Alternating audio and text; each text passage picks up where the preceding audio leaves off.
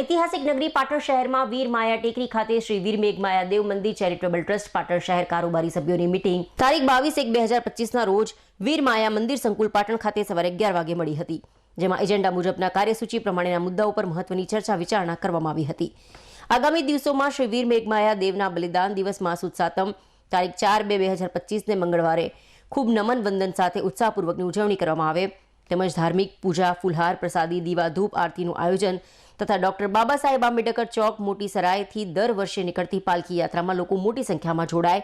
અને ઉત્સાહથી માયા સાતમની ઉજવણી પાટણ શહેરના સમગ્ર ધર્મ અને જાતિ સમાજના લોકો જોડાઈ દર્શન કરી ધન્યતા અનુભવે તેમ આયોજન કરવાનું નક્કી કરાયું છે। શ્રી વીર મેઘમાયા દેવ મંદિરનું કામગીરી પાટણ શહેર મામલતદારના અભિપ્રાય રિપોર્ટ મુજબ કોઈ પાટણ શહેરના ધીરજ ખેંગારભાઈ સોલંકી નામના વ્યક્તિ દ્વારા તકેદારી આયોગમાં અરજી કરીને અટકાવ્યું છે। તેના કારણે શ્રી વીર મેઘમાયા દેવ મૂર્તિ પ્રતિષ્ઠા મહોત્સવ દૂર છે, જેથી મંદિર નિર્માણની અટકેલ કામગીરી સત્વરે ચાલુ થાય તે માટે પાટણ જિલ્લા કલેક્ટરશ્રીને રજૂઆત કરી તેઓ દ્વારા ગુજરાત રાજ્ય સરકારના વહીવટીતંત્ર, પ્રવાસન અને યાત્રાધામ વિકાસ બોર્ડમાં રજૂઆત કરી તાત્કાલિક અસરથી વીર માયા મંદિર નિર્માણ કામગીરી ચાલુ કરવા આવનાર દિવસોમાં રૂબરૂ મળીને લેખિત રજૂઆત કરી પ્રતિનિધિ મંડળ સાથે કરવા નક્કી કરવામાં આવ્યું। તેમજ સમગ્ર પાટણ શહેરના વણકર સમાજના 5 ગામને આ વીર મેઘમાયા મંદિરની પૂજા, દર્શન, વહીવટનો હક મળે તે માટે ઠરાવ કરવાનું નક્કી કર્યું હતું। આયોજન આગામી જે 4/2/2025ના રોજ વીર મેઘમાયા સપ્તમી આવી રહી છે અને વીર મેઘમાયા સાતમની ઉજવણી માટે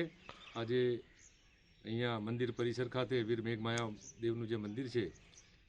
ત્યાં ટ્રસ્ટ વીર મેઘમાયા મંદિર ચેરિટેબલ ટ્રસ્ટની આજે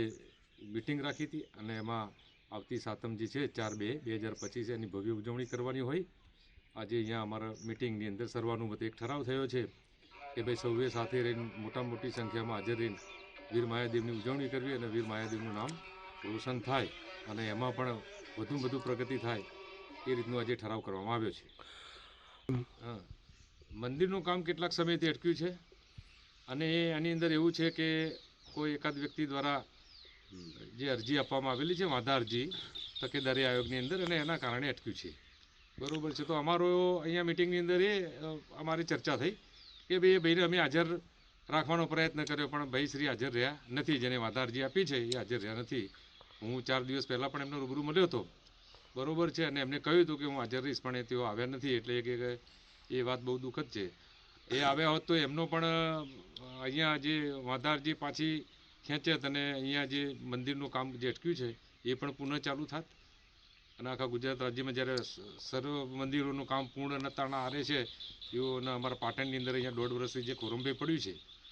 એ પણ પૂર્ણ થાય એવી અમારી અપેક્ષા હતી અને એમની સામે પણ જે કંઈ હોય એ પણ અમે જે તે સત્તાવાળાઓને અમે રજૂઆત કરીને એમની પણ અમે મુશ્કેલી દૂર કરત એવો અમારો એક સારો પ્રયાસ હતો।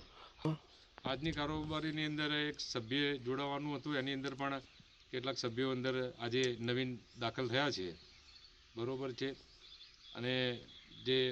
માયાદેવની ઉજવણીની અંદર એ લોકોને પણ અતિ ઉત્સાહ અને આનંદ જોઈને અમને પણ આનંદ થયો।